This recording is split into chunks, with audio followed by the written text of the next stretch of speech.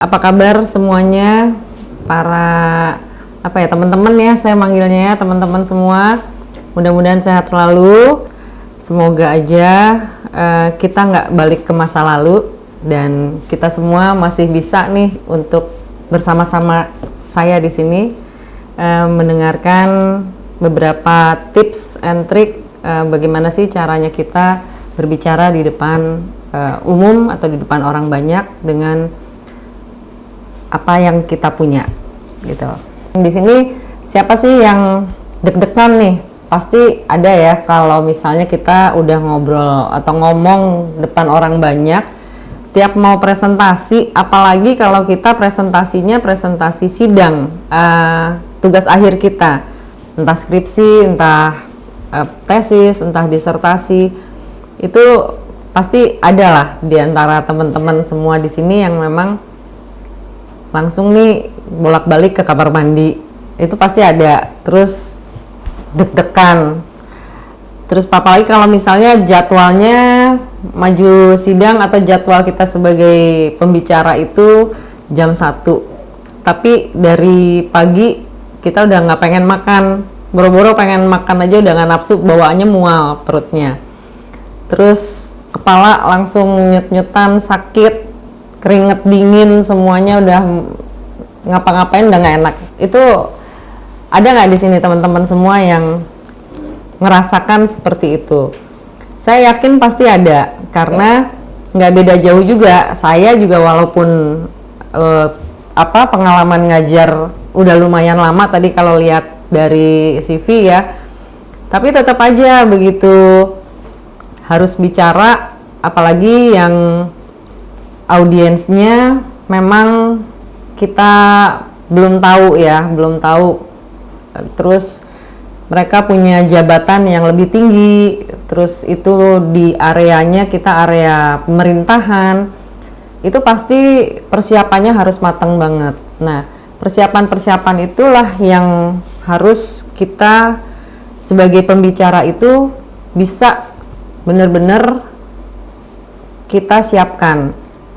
Rasa ketakutan itu sebenarnya wajar sih, hal-hal yang wajar ya. Gimana takut kita nih nggak bisa ngomong di depan orang, takut kita nih lupa sama materi kita, terus juga takut ditanya dengan pertanyaan-pertanyaan yang sulit. Setelah itu kita juga akhirnya takut gagal. Tuh, nah makanya hal-hal seperti ini yang memang harus disiapkan. Ada anggapan juga bahwa kita nih seberapa besar sih bakat kita nih untuk bisa bicara ya di depan orang banyak. Ada anggapan bahwa kesuksesan orang itu waktu berbicara atau beretorika hanya karena dia punya bakat. Terus bahwa itu adalah bawaan dari lahirnya dia, emang dia udah pintar ngomong. Tapi nggak selamanya juga bakat itu jadi faktor penentu kesuksesan seseorang ya, terutama dalam beretorika atau dalam berkomunikasi atau dalam berbicara di depan orang banyak. Apa aja sih faktor-faktor pembentuk kita untuk menjadi seorang speaker ya? Itu ada 3L. Ada dari lahir yang tadi saya bilang, terus itu atau bakat ya, ada lingkungan, dan yang ketiga tuh yang penting banget itu adalah latihan. Gimana caranya kita latihan supaya kita punya rasa percaya diri yang tinggi gitu, supaya kita juga nggak malu untuk ngomong di depan orang banyak, nggak ada rasa takut juga dari kita ketika kita bicara di depan orang. Public speaking tuh yang penting saat presentasi itu kenapa? Nah, sebelum kita masuk ke komunikasi yang efektif, kepercayaan diri dan lain-lain, sebenarnya harus kita siapkan pertama itu adalah tampilan dulu, perform kita. Jadi perform itu yang harus benar-benar disiapkan. Dari mulai rambut ya, itu harus disiapkan. Kalau yang laki-laki ya dia harus rapi. Terus kalaupun gondrong ya senggangannya diikat pakein pomade lah yang ya supaya oke gitu kan. Yang perempuan ya harus rapi gitu, harus dia keramas pagi-pagi supaya nggak lepek rambutnya. Itu benar-benar harus dipersiapkan. Make up jangan terlalu, tergantung dari acara juga, jangan terlalu make upnya yang full banget tapi yang lebih kepada soft make up aja. Terus pakaian kita lihat juga dari di tempat mana nih kita mau menjadi pembicara. Kalau tempatan, terus celananya atau roknya itu juga diperhatikan, sepatu semuanya harus sesuai. Terus perhiasan yang kita gunakan kalau untuk perempuan juga jangan terlalu jangan terlalu banyak. Jadi biasa aja, standar yang lebih sederhana. Terus sepatu juga disesuaikan dengan pakaian kita. Jadi kalau memang mau netral ya lebih baik ke warna hitam. Hitam tuh biasanya lebih netral. Gitu. Setelah itu apalagi yang harus kita siapkan? Kita siapkan lagi tempat yang akan kita jadi presenternya atau sebagai narasumbernya. Tempatnya itu kita harus lihat. Jadi kalau saya ya pengalaman biasanya saya diminta gitu untuk jadi narasumber yang offline ya, misalnya harus hadir. Saya lihat dulu gitu lapangan di sana seperti apa. Sehari sebelumnya tuh pasti saya datang.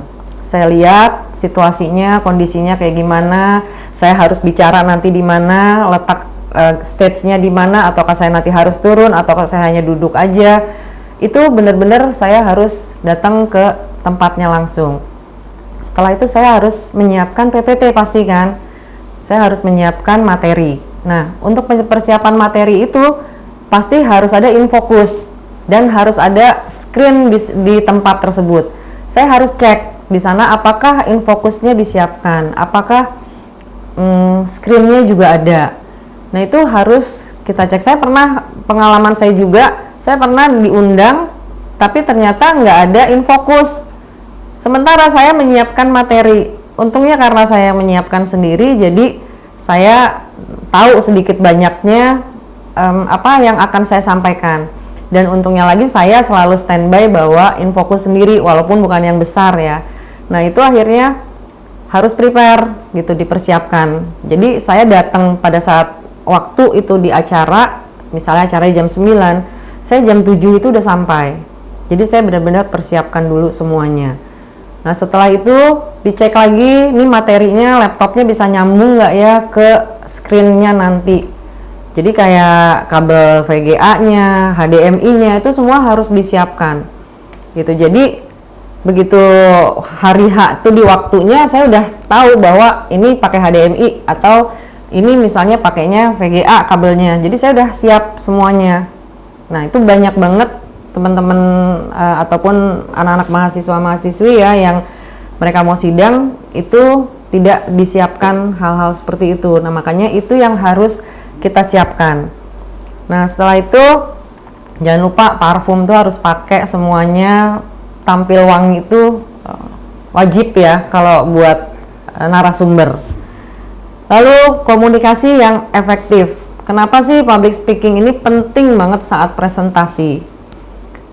Jadi kalau saya ngajar itu dari semester 2, 3, 4 anak-anak sampai semester 5 yang mereka belum yang belum maju sidang ya. Itu biasanya memang saya latih di kelas untuk presentasi. Walaupun presentasi kecil tapi saya latih mereka untuk berani bicara di depan orang banyak. Kuncinya satu sih, yang penting itu adalah berani. Nah, komunikasi yang efektif ini adalah membantu kita tuh untuk dia menyampaikan hasil penelitian dengan jelas, audiens mengerti apa sih yang kita sampaikan. Jadi berbicara depan umum itu bukan bakat dari lahir, ya teman-teman ya semua ya. Bicara depan umum itu adalah kemampuan kita yang bisa dilatih dan dikembangkan. Dilatih dan dikembangkan itu ya tadi bagaimana caranya kita tuh rajin. Kalau misalnya dosen, siapa yang mau nanya dari hal itu dulu? Siapa yang mau nanya di sini? Saya. Nah, itu udah melatih kita untuk berani. Karena biasanya ada teman-teman yang mahasiswa tuh mau nanya aja takut gitu, takut nanti dimusuhin sama temennya, takut misalnya aduh udah waktunya keluar kelas nih. Akhirnya mereka jadi menutup diri untuk nggak mau bertanya. Nah, melatihnya dari hal kecil itu dulu. Bu, saya mau nanya dong. Oh ya, silahkan. Apa yang mau ditanya? Nah, biasanya dia nanya, nanti kalau misalnya saya jelaskan cukup jelas dengan penjelasan saya. Jelas Ibu, tapi ada, nah ini saya udah melihat bahwa ada bakat-bakat dia dan yang memang dia bisa gitu untuk jadi public speaker yang baik. Karena sudah ada keberanian dulu, itu dilatihnya dari situ. Terus habis itu kalau kalian memang teman-teman semua misalnya maju presentasi, ya latihannya itu di depan kaca. Biasanya latihan di depan kaca tuh kita ngomong, hai semua, apa kabar? Assalamualaikum warahmatullahi wabarakatuh. Nah, itu latihan. Dan satu ya, materi itu jangan dihafal. Apa namanya, kita punya materi misalnya, materi itu jangan dihafal, tapi diingat. Karena kalaupun kayak tadi, case saya misalnya nggak bawa, bang di tempat saya tuh nggak ada PPT, dia nggak ada apa namanya infokusnya. Ya kita udah, karena kita yang bikin, jadi kita tahu isi dari PPT kita tuh apa aja.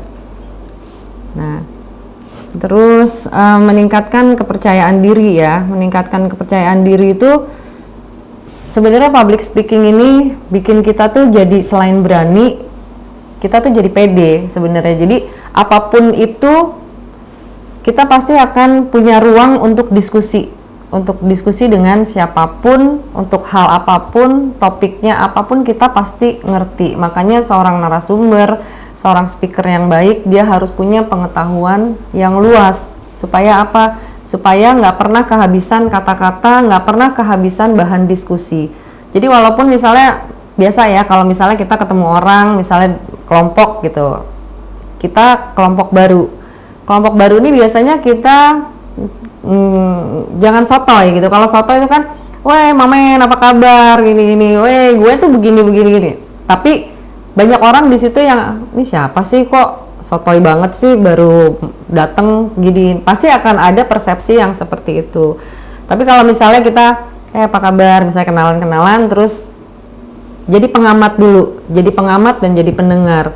Nah setelah jadi pengamat dan pendengar, karena kita sudah terbiasa tadi dengan adanya keberanian, dengan adanya kita ada diskusi dengan siapapun, akhirnya kita punya ruang diskusi dengan kelompok kecil dulu nih, karena kelompok kecil yang baru kita kenal. Karena dari kelompok kecil itulah nanti akan tumbuh akhirnya menjadi keberanian ya sama di diri kita, bagaimana sih caranya kita menjadi seorang pembicara yang baik, terus orang juga bisa mendengar apa yang kita sampaikan, terus nggak tong kosong nyaring bunyinya. Karena kalau tong kosong nyaring bunyinya itu ya itu tadi pasti kita nggak dianggap sama orang. Nah terus supaya kesan positif tuh apa sih, apa yang harus diperhatikan kita dalam public speaking? Variasi suara ini jangan suara kita datar, kayak misalnya Assalamualaikum warahmatullahi wabarakatuh, selamat pagi Bapak Ibu semuanya, apa kabar? Kalau kayak gitu pasti nggak akan ada apa ya, motivasi atau spirit juga kan dari kita sebagai narasumber untuk memberikan antusias kepada si pendengar. Jadi variasi suara juga harus diperhatikan ya, intonasi segala macam itu kita harus perhatikan. Terus ekspresi wajah kita itu jangan kelihatan kalau kita nih gugup. Nah kebanyakan teman-teman ataupun mahasiswa-mahasiswi ya kalau udah berhadapan dengan dosen penguji itu kelihatan banget gitu, pucat, terus ini tangan nih pasti gini-gini di bawah nih keringetan, terus ngelapin keringet di sini, terus yang garuk-garuk kepala, terus yang kayak gitu. Itu banyak banget gestur yang membuat si penguji akhirnya juga, wah ini mahasiswa nggak siap nih pasti nih, ini pasti bukan dia yang bikin nih, karena udah kelihatan dari ekspresi kan, kontak mata kita juga, dari gestur tadi yang saya bilang kan, eye contact itu kita harus jaga banget, jangan sampai kita nggak ngejaga bagaimana sih kita, karena itu berkaitan semua nih, variasi suara, ekspresi wajah, kontak mata, gestur, itu semuanya berkaitan. Boleh hal penting di dalam public speaking ya, ada verbal, cara kita menyampaikan intonasi ataupun informasi dengan memilih kalimat yang tepat.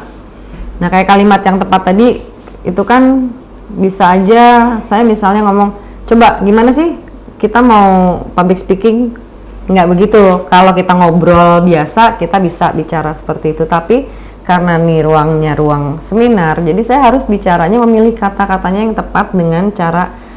Lalu apa ya? Ya, lalu apa sih yang perlu diperhatikan dalam public speaking? Beda kan?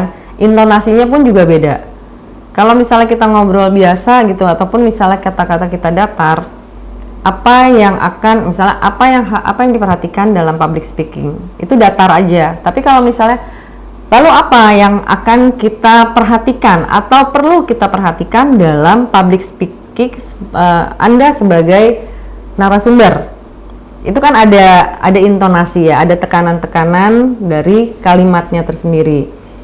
Dan vokal pun juga harus diperhatikan bagaimana cara kita menyampaikan informasi dengan pengaturan lafal ya, dan intonasi yang baik. Nah, itu suara intonasi ataupun vokal ini itu juga harus dilatih. Ada mahasiswa-mahasiswi saya yang kalau bicara tuh dia misalnya gini ya, saya baca misalnya 3 hal penting dalam public speaking. Verbal, cara kita menyampaikan informasi, memilih kalimat yang tepat. Itu ada mahasiswa-mahasiswi saya yang suaranya seperti itu.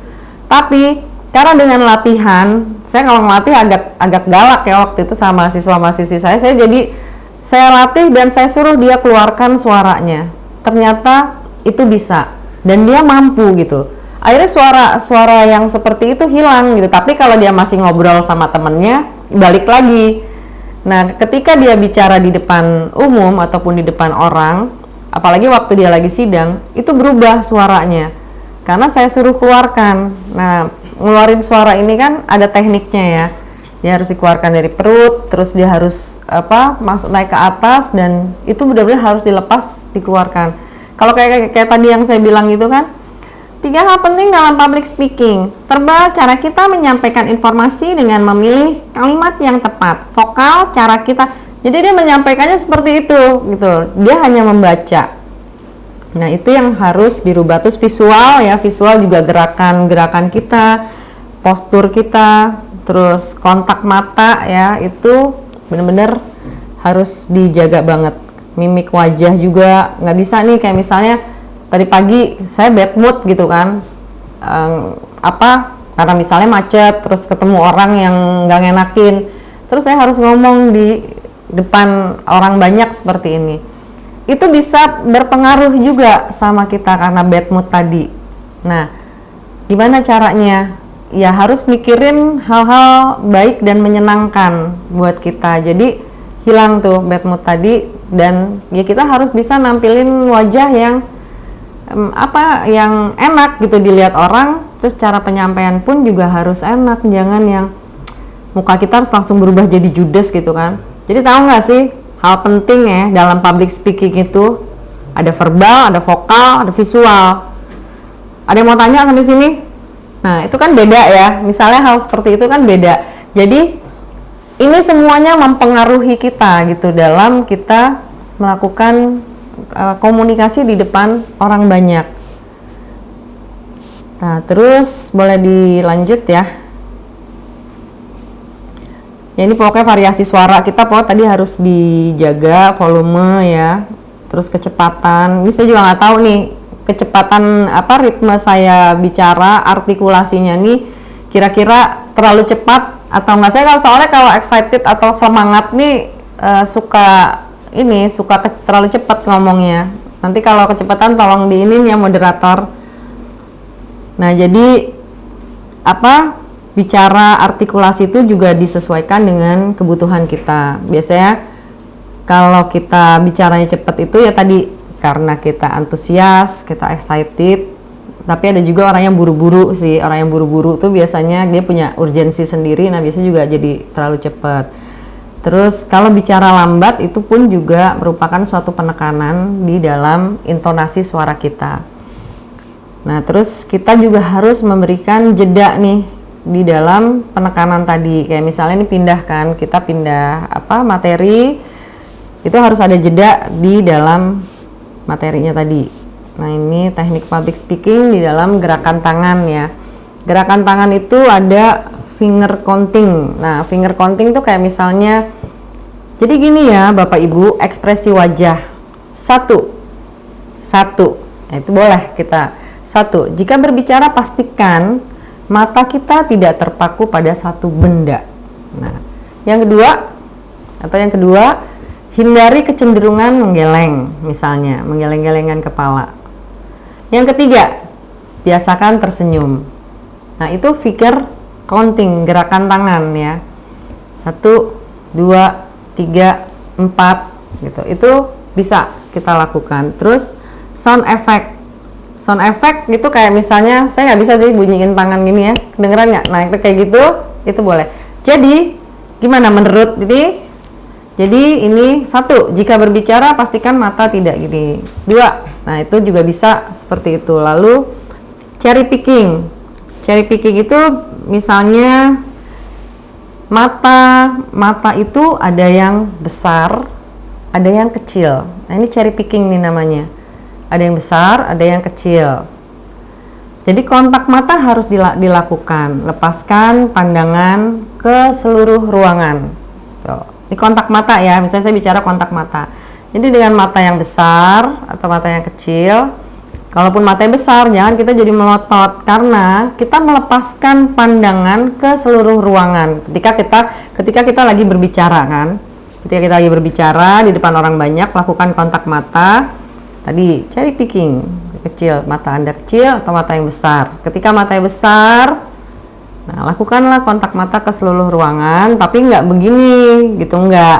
Jadi pelan-pelan lihatnya dari seluruh sana. Misalnya audiensnya di sebelah sana, kita lihat ke sana, terus nggak lama kita pindah, hitungan 1, 2, pindah, 1, 2, pindah. Nah, terus tarik nafas itu ya kita ngomong, jangan tadi kayak orang dikejar-kejar hantu kan. Terus gimana caranya supaya kontak mata ini juga jangan kita jadi kayak melototin orang gitu. Jadi kita harus fokus juga sama materi. Lalu ada di lingkar. Nah, di lingkar itu begini. Jadi perusahaan yang ada di sana itu bisa kita lakukan. Kayak tadi kan saya juga pakai begini ya, di lingkar untuk menjelaskan materi-materi yang ada. Gitu. Percaya atau tidak, lirikan mata itu memiliki makna. Percaya atau tidak bahwa lirikan mata memiliki makna, itu adalah di lingkar. Terus apa yang terakhir, space beauty. Nah, tunjukin gini, belum pindah sorry, space beauty kayak tadi. Percaya atau tidak bahwa lirikan mata memiliki makna. Apa maknanya? 1, misalnya melihat ke kanan menunjukkan bahwa seseorang sedang mencoba menggunakan imajinasi mereka, tahu bahwa mereka berbohong gitu. Ini kan gini, tetap tadi begini. 2, saya menggunakan lagi nih gestur finger counting. 2, melihat ke kiri, ya kan, arah ke sana. Melihat ke kiri berarti bahwa seseorang mengingat sesuatu. Ini adalah teknik public speaking dengan gerakan tangan. Lalu 3, yang ketiga adalah menunduk ini ya, dapat menunjukkan bahwa seseorang itu adalah pemalu, gugup, atau dia memiliki harga diri yang tidak begitu baik. 4, pakai ini lagi finger counting. 4, jika mata seseorang lari-lari misalnya kan, jika mata seseorang dengan cepat melirik ke sana ke sini, berarti mereka merasa bahwa diri mereka nih, saya menggunakan lagi dengan space beauty, diri mereka adalah gagal. Jadi ini adalah teknik public speaking dengan menggunakan gerakan-gerakan tangan. Boleh dilanjut ya. Nah, ini juga bahasa tubuh ya. Teknik public speaking tadi eye contact. Tadi eye contact yang saya jelaskan. Di sini ada scan audience. Scan audience itu kita ngelihat. Kita ngelihat kita siapa sih audiensnya. Kayak di sini kan tadi saya lihat siapa aja nih yang audiensnya. Lalu alihkan pandangan kita nih. Kalau habis kita scan, maka tadi saya pakai hitung. Ngelihat ke sini misalnya pakai hitungan detik. satu dua pindah, satu dua pindah lagi. Misalnya ruangan besar, orangnya banyak, kita pindah, kita lihat selamat pagi semuanya, itu ke tengah dulu. Selamat pagi semuanya, apa kabar? Scan I-nya langsung kita scan. Apa kabar? Ke kiri, hitung 1 2 3, pindah ke kanan semuanya, gimana? Baik, sehat ya, semoga. Itu scan audience. Lalu pecahkan area. Jadi dipecah beberapa area. Tadi ada yang di kiri, di tengah, di kanan. Nah, itu kita harus bisa memecah area tersebut. Misalnya kita mau ngomong nggak terus-terusan menghadap ke tengah gitu. Terus yang pertahankan kontak. Nah, pertahankan kontak ini nggak misalnya saya sama moderator gitu kan, sama Mbak Tuti. Misalnya kalau misalnya kita ketemu nih Mbak yang nggak di ruang online ya, saya cuma ngeliatinnya moderator aja sambil saya jelasin masalah. Kira-kira Mbak Tuti gimana rasanya? Risih nggak kalau dilihatin saya terus, sementara saya sambil ngomong terus gitu Mbak? Nah, ya mungkin ada rasa risih juga sih. pasti risih kan kalau terus-terusan misalnya saya pertahankan kontaknya sama Mbak Tuti terus. Orang-orang juga bingung, nih narasumbernya kenapa ya gitu, pasti akan nanya gitu. Nah, jadi pertahankan kontak itu cukup misalnya sekali saya lihat satu orang, saya lihat, pertahankan, hitung lagi 1 2, cukup. Kalau tadi kan 1 2 kan pindah area. Nah, ini pindah ke orang gitu, ke orangnya. Misalnya kita ada yang mau dilihat siapa gitu kan, entah yang perempuan, kita lihat 1 2, pindah. Ini jadi kontak mata itu harus begini. Yang harus kita lakukan adalah pindah lagi, bahwa mata itu adalah jendela jiwa kita, pindah lagi. Nah, itu satu-satu. Tapi kalau misalnya pengujinya 3 di depan, jadi di sini saya ingin menjelaskan ya, lihat pengujinya satu, bahwa materi yang saya sampaikan ini adalah hasil saya sendiri. Di sini saya akan mempresentasikan, bisa menggunakan gestur tangan tadi. Saya akan mempresentasikan. Nah, itu boleh seperti itu. Lalu hindari menatap. Nah, itu tadi yang saya bilang, menatap. Kalau misalnya saya menatap terus-terusan gitu, nggak pindah-pindah. Nah, itu pasti akan jadi masalah tuh buat orang ini, ngapain sih? Kenapa lo ngeliatin gua mulu gitu? Berikan waktu. Nah, itu berikan waktu yang tadi, hitung 1 2 kita pindah, 1 2 kita pindah. Nah, yang jangan dilakukan adalah kita nggak bisa nih ngeliat ke atas terus, kan biasanya gitu ya. Jadi gini Bapak Ibu, bahwa bahasa tubuh yang harus kita lakukan itu adalah, terus kita ngeliatnya ke sana, ke ruang kosong yang ada di atas atau ke ruang kosong yang ada di bawah. Kita melihat ke lantai. Dalam suasana formal itu ya, kita bahasa tubuh ini lebih baik duduk daripada berdiri. Nah, itu kan orang juga udah bisa ngelihat yang tadi saya bilang, bahwa penguji itu langsung tahu bahwa anak ini pasti tidak akan menguasai materi. Terus hanya melihat kepada 1 2 orang yang menyukainya. Jadi kalau misalnya ada 3 penguji di situ, terus dia kenal dengan salah satu dosennya atau pengujinya, misalnya pembimbingnya sendiri, jadi terus-terusan yang dilihat adalah si pembimbingnya. Begitu ditanya sama penguji juga, penguji 1 2, ini saya pernah nemuin case seperti ini ya. Jadi anak bimbingan yang nanya penguji 1 atau ketua sidang, tapi dia selalu ngejawab ngelihatnya ke saya terus gitu. Iya Bu, jadi ini begini Bu. Dia hanya melihat ke saya gitu. Itu jadi teguran dan itu akan mengurangi poin. Jadi ditegur sama penguji 1 dan ketua sidangnya. Kamu kenapa ya? Kenapa harus lihat pembimbing kamu? Emang ada apa? Ini saya yang nanya, di sini pembimbing kamu ini sebagai penguji. Jadi kena tegur seperti itu. Nah, itu jangan sampai dilakukan karena itu akan mengurangi nilai juga atau mengurangi poin. Nah, terus terlalu banyak melihat catatan atau slide kita. Nah, terlalu banyak melihat catatan atau slide ini pun juga nggak bagus. Makanya kalau misalnya bikin sendiri, pasti dia akan inget nih bab 1 2 3 4 ini isinya apa aja sih gitu. Jadi udah langsung tahu kalau tugas akhir itu harus dimengerti, bukan dihafal. Karena kalau dihafal, begitu ketemu dosen penguji yang yang memang dia galak ya, atau dia memang detail, itu pasti buyar semuanya dan akan lupa gitu. Oke, lanjut. Nah, ini ada voice ya. Tadi ya saya bilang volume untuk suara kita.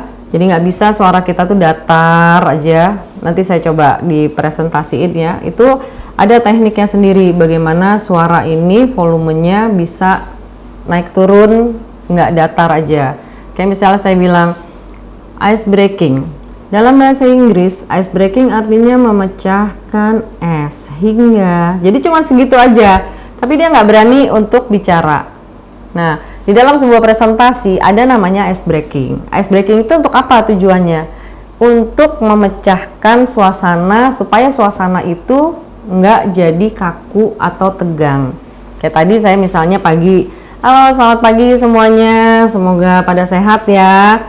Gimana hari Sabtu ini? So hari Sabtu itu adalah ruang rindu, waktunya kita untuk menunggu di mana kamu ada di situ. Itu salah satu ice breaking, misalnya seperti itu. Kalaupun kita mau buka hal-hal seperti itu nggak ada masalah, tapi voice-nya tadi itu digunakan. Jangan hanya datar. Terus out of filter. Kadang-kadang nih ya, kadang-kadang saya juga masih secara nggak sadar pakai gitu. Apa ya? Cuman kalau saya kadang-kadang suka saya split lagi.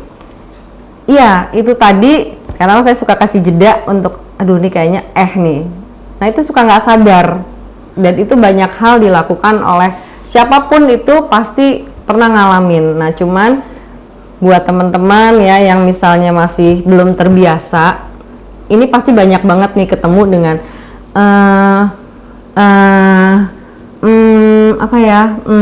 itu tuh banyak banget. Jadi harus dilatih. Kuncinya tuh cuma latihan dan keberanian. Kalau kitanya nggak latihan ya pasti akan tunggu dulu ya Bu, saya panik nih Bu. Nah, sebentar ya Bu, saya tegang. Bentar dulu Bu, saya lupa. Itu pasti akan seperti itu. Jadi harus latihan kuncinya. Intonasi, volume, intonasi itu benar-benar juga bagian daripada teknik public speaking. Nah, terus clarity juga, gimana sih supaya kita ini jelas pada saat kita bicara. Kadang-kadang ada orang yang ngomong aja tuh kayak orang kumur-kumur kan, ngejelasin. Yaitu tadi karena nggak latihan. Terus kayak orang baca, presentasinya tuh kayak orang baca. Jangan dibiasakan kita presentasi itu bukan pointer-pointer. Dia berupa narasi. Nah, itu kalau narasi seperti itu terus kita baca, itu pasti jadi seperti orang kumur-kumur. Terus apalagi kalau ada bahasa-bahasa asing gitu ya, bahasa-bahasa asing yang memang dia belum paham juga. Terus bacanya pasti nggak akan jelas. Nah, itu kuncinya balik lagi ya latihan. Terus energi ya, antusias tadi. Antusias itu kan kelihatan begitu kita ngomong, terus begitu kita bicara di depan orang, energi kita nih membawa semangat nggak sih buat orang. Tapi kalau misalnya kitanya lemes gitu terus selamat pagi semuanya, aduh saya tadi tuh macet banget di jalan, mohon maaf ya jadi saya agak terlambat, terus saya capek banget nih masih. Coba kalau seperti itu kira-kira menambah energi atau menambah motivasi nggak sih buat pendengarnya? Tapi kalau misalnya ngebawainnya dengan cara halo semuanya, assalamualaikum warahmatullahi wabarakatuh, selamat pagi, semoga semuanya sehat ya. Mohon maaf banget tadi saya ini agak terlambat datangnya, mohon maaf Kak Tuti, saya tadi nggak on time sampai soalnya tadi saya di jalan tuh kena macet. Terus habis itu di jalan tuh tadi ada orang yang begini. Jadi mohon maaf semuanya ya, saya harap kita masih bisa gini. Itu beda gitu yang kita bawakan, memberikan energi positif. Kalau bahasa kerennya sekarang bagaimana cara kita membangun afirmasi positif untuk diri. Nah, itu harus kita tularkan ke pendengar kita, gimana caranya supaya mereka juga antusias. Jadi bukan cuman sekedar bukan cuman saya yang sekedar ngomong aja, tapi para pendengarnya juga jadi tertarik gitu loh. seru ya nih kayaknya, oke deh, materinya juga bagus ini segala macam. Nah, hal-hal seperti itu yang memang kita harus ada nih di diri kitanya dulu. Makanya tadi di awal bad mood itu dibuang nih, dibuang jauh-jauh, karena itu apa ya, ngebawa banget sampai kita nanti bisa nggak sih ngasih energi ya, atau memberikan motivasi untuk para pendengar kita. Tahapan persiapannya materi ya, pasti materi kita dari awal harus bikin sendiri, no joki-joki ya. Jadi kalau misalnya materi kalau untuk tugas akhir itu, kalau saya sih boleh aja kalian teman-teman ini melihat skripsi orang atau misalnya jurnal orang, tapi itu sebagai referensi, bukan copy paste untuk nanti tugas akhir kalian sendiri. Ya, itu harus disusun sendiri, dibikin sendiri, supaya apa? Supaya kita ngerti. Kan tadi saya bilang, begitu kita presentasi itu pasti dosen penguji itu 3 dan kita tuh ngeblank. Kalau kita ngehafal, kita ngafalin nih, misalnya orang yang bikin terus kita cuma ngafalin aja, itu pasti kita bakalan ngeblank dan kita nggak akan tahu apa-apa isinya. Nah, tapi kalau misalnya kita bikin sendiri, terus dosen penguji nanya semua apa yang ada di dalam tugas akhir kita tahu, ini di halaman berapa nih ada ini, terus ini teorinya siapa? Oh, ini saya menggunakan teorinya si A, si B, si C dari tahun sekian sampai tahun sekian. Teori ini mengatakan bahwa bla bla bla bla. Dia pasti akan bisa menjelaskan. Mental. Nah, ini yang penting banget mentalnya nih. Gimana sih kita nih tetap harus, ini boleh di-share ya, di teks ya, materinya. Gimana kita nih punya pikiran negatif boleh di next ini materinya. Pikiran kita nih tetap optimis, tetap positif bahwa kita bisa. Ya itu tadi, mental ini. Ada juga orang-orang yang misalnya udah dibikinin tugas akhirnya, dia ngerasa udah ngafalin, terus karena saking pedenya, kalau ditanya bisa, tenang aja. Nah, begitu ujian sidang bingung ngejawabnya. Tapi ada juga yang misalnya orang-orang seperti itu bisa ngejawab semuanya. Satu sih, itu cuman faktor keberuntungan gitu. Jadi harus tahu nih dosen pengujinya siapa gitu, kenalin dosen penguji karakternya tuh seperti apa. Nah, misalnya ada mahasiswa gitu ya, yang tadi saya cerita, misalnya dia dibikinin, terus dia bimbingan juga nggak pernah, terus dia juga begitu maju sidang PPT-nya juga dia ala kadarnya. Nah, taunya dosen pengujinya dia lihat misalnya nama dosen penguji yang karakternya detail banget dan luar biasa. Begitu dia lihat, dia panik gitu kan. Tapi ada faktor keberuntungan di situ. Ternyata dosen penguji ini nggak bisa nguji dia, jadi diganti dengan dosen penguji lain. Nah, itu dia mungkin masih bisa ngejawab, karena ya itu tadi, biasanya kan kalau dosen penguji pengganti tidak membaca dengan detail hasil skripsi. Itu cuma faktor keberuntungan, dan 1 banding 1.000.000 lah itu bisa terjadi hal-hal seperti itu. Jadi memang harus dipersiapkan banget materi dan mental dari teman-teman semua supaya bisa dengan mudah menjawab ataupun menjelaskan semuanya. Terus yang terakhir ya, susun PPT-nya dengan baik dari hasil skripsi kita. Gitu. Jadi dari hasil skripsi utamakan apa sih aspek-aspek yang memang jelas dan sederhana.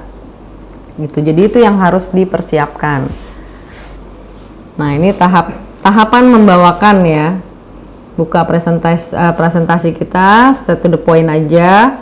Ucapkan salamnya. Assalamualaikum warahmatullahi wabarakatuh.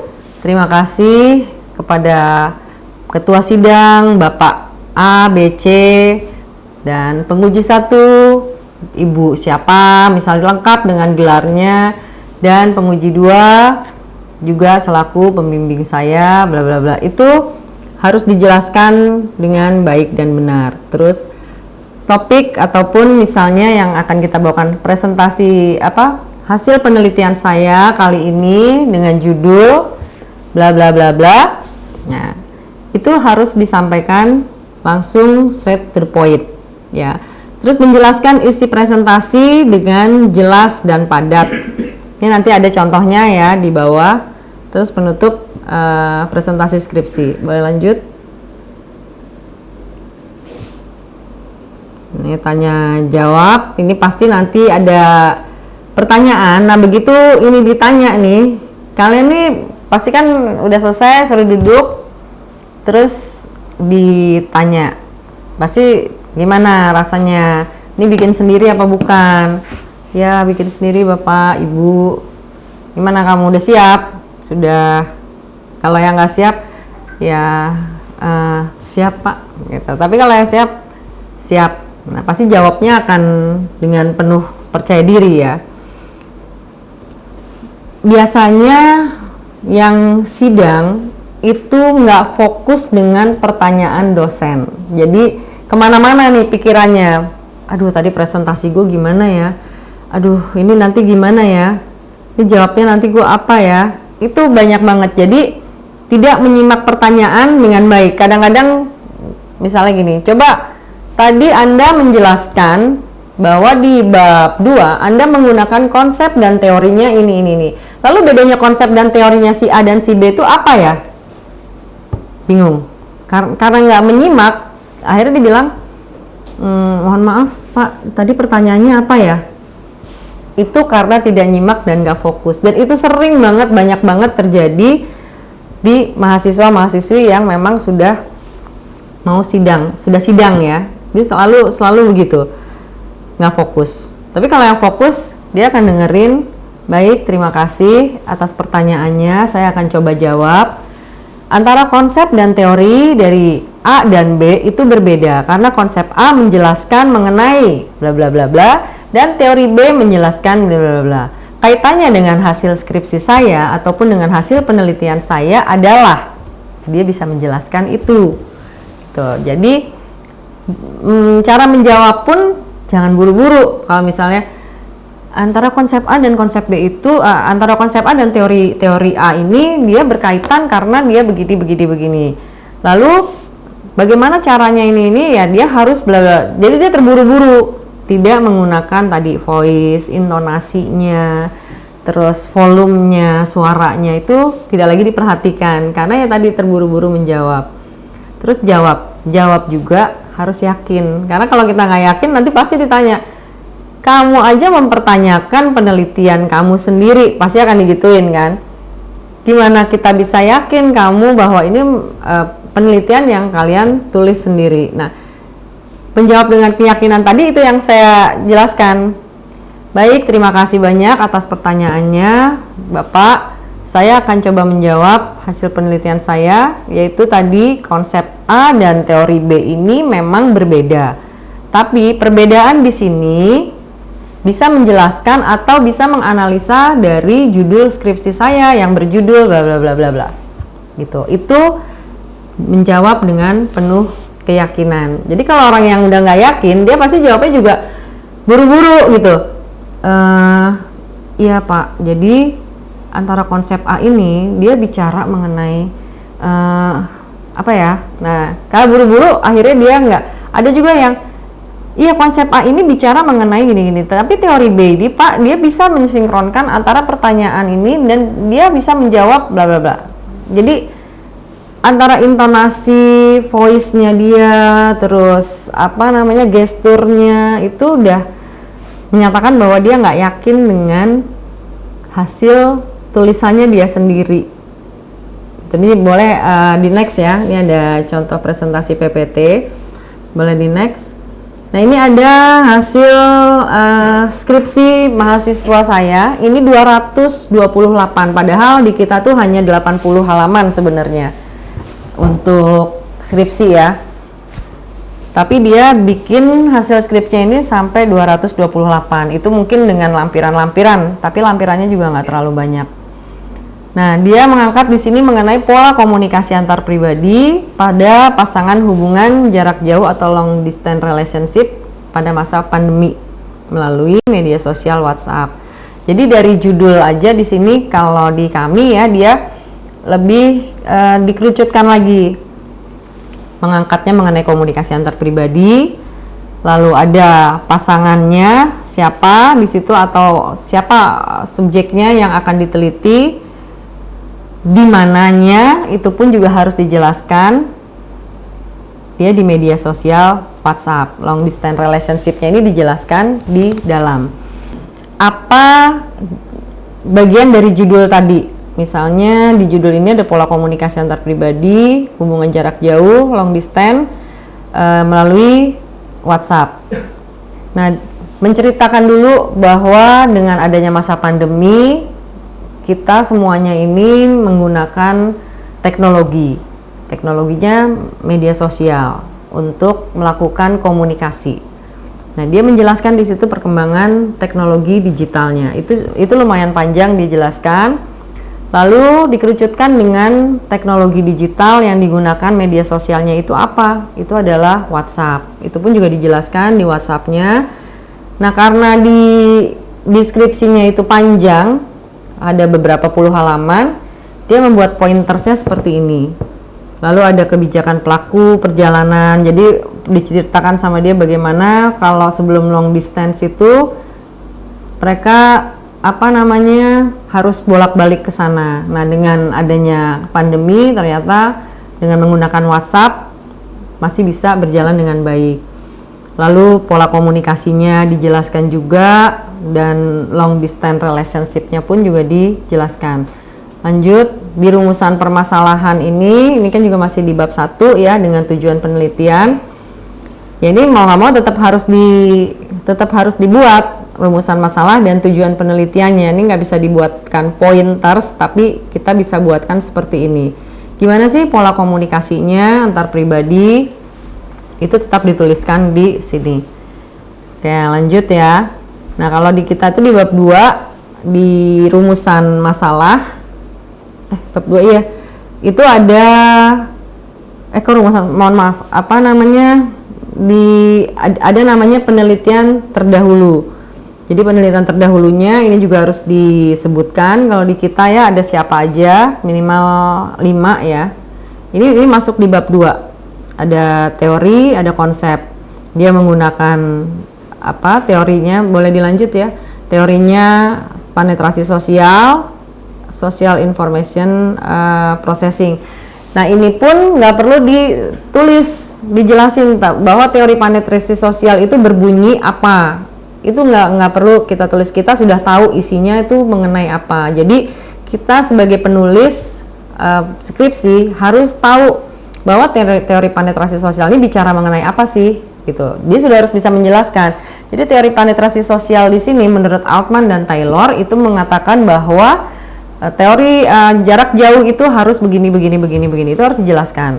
Lalu teori social information processing dari Walter itu pun juga mengatakan bahwa teori social information ini dia memberikan informasi kepada halayak. Nah, dia harus bisa menjelaskan hal tersebut, gitu. Lanjut. Nah, ini konsep yang digunakan. Dia di situ ada pola komunikasi antar pribadi, ada computer mediated communication karena menggunakan media baru ya. Lalu ada long distance relationship. Nah, ini juga hanya pointersnya aja. Jadi nanti begitu, ini kan berupa PPT. Jadi nanti pada saat menjelaskan di tugas akhir atau di sidang, pola komunikasi antar pribadi ini sendiri berbicara mengenai komunikasi dua arah kepada satu orang atau dua orang. Itu kita harus menjelaskan sendiri gitu. Lalu computer mediated communication itu juga menggunakan bahwa sekarang ini adalah zamannya digital di mana semua bisa terintegrasi dengan sistem dan lain-lain. Itu kita harus jelaskan. Karena waktu kita untuk sidang ataupun tugas akhir itu biasanya 7 sampai 10 menit. Dan long distance relationship itu pun juga kita harus bisa menjelaskan apa sih long distance relationship itu. Tuh. Dan di sini kalau di kami itu memang ada kerangka berpikir, lanjut ya. Kerangka berpikir ini untuk memudahkan kita nanti menulis sampai ke bab 4. Jadi apa aja sih yang harus kita buat? Nah, ini pun harus kita masukkan di dalam PPT karena akan memudahkan dosen penguji untuk membaca arahnya kemana sih skripsi ini. Jadi misalnya di sini saya mengangkat mengenai pola komunikasi antar pribadi pada pasangan hubungan jarak jauh atau long distance relationship di masa pandemi. Di sini saya menggunakan konsepnya adalah pola komunikasi antar pribadi dari Joseph De Vito, di mana pola komunikasi ini bicara mengenai pola komunikasi persamaan, pola komunikasi seimbang terpisah, pola komunikasi tidak seimbang terpisah, dan pola komunikasi monopoli. Lalu di sini juga saya menggunakan teori penetrasi sosial, di mana teori ini berbunyi memfokuskan pada pengembangan ini, dan teori sosial informasi yang bicara mengenai individu dapat mengembangkan hubungannya dengan bla bla bla bla. Dan konsep yang terakhir saya gunakan adalah long distance relationship yang bicara mengenai hubungan jarak jauh adalah oleh sepasang kekasih dibatasi oleh bla bla bla bla. Sehingga diharapkan pola komunikasi antar pribadi pada pasangan hubungan jarak jauh atau long distance relationship ini di masa pandemi dapat berjalan dengan baik. Nah, ini memudahkan dosen penguji bisa langsung tahu bahwa hasil akhirnya nanti di kesimpulan itu ini bisa berjalan dengan baik gitu dari si kerangka berpikir ini. Lanjut. Nah, di bab 3 ini adalah metodologi penelitian. Nah, di sini biasanya penjelasannya banyak ya kalau metodologi itu kan, apalagi kalau kualitatif. Di sini dia hanya menulis bahwa metode yang digunakan adalah kualitatif dengan teknik pengumpulan datanya apa, terus penentuan informannya itu siapa aja. Informan 1, 2 misalnya disebutkan namanya si ini, dia ada di Belanda dan di Jakarta. Informan 3, 4-nya dia ada siapa dan siapa, dia ada di Inggris dan Jakarta. Nah, ini hanya berupa pointersnya aja. Terus teknik keabsahan datanya seperti apa, ada sumber, waktu, dan teknik. Lanjut ya. Nah, di sini hasil penelitian dan pembahasan ini biasanya dia akan menjelaskan lebih detail.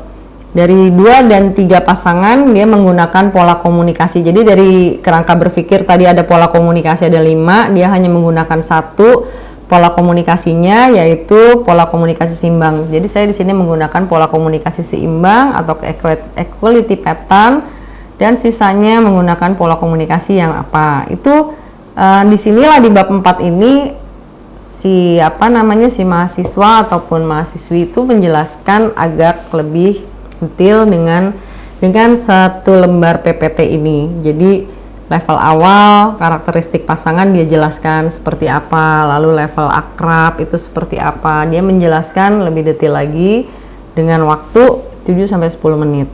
Lalu lanjut, di sini ada kesimpulan dan saran dari hasil tugas akhirnya. Ini hanya poinnya aja dari kesimpulan dan saran. Sudah, habis itu terima kasih. Itu mungkin materi yang saya sampaikan cukup sampai sini Mbak Tutisna ini. Mudah-mudahan bisa bermanfaat juga dan mudah-mudahan juga jelas ya buat teman-teman semua yang ada di Zoom. Terima kasih banyak. Assalamualaikum warahmatullahi wabarakatuh.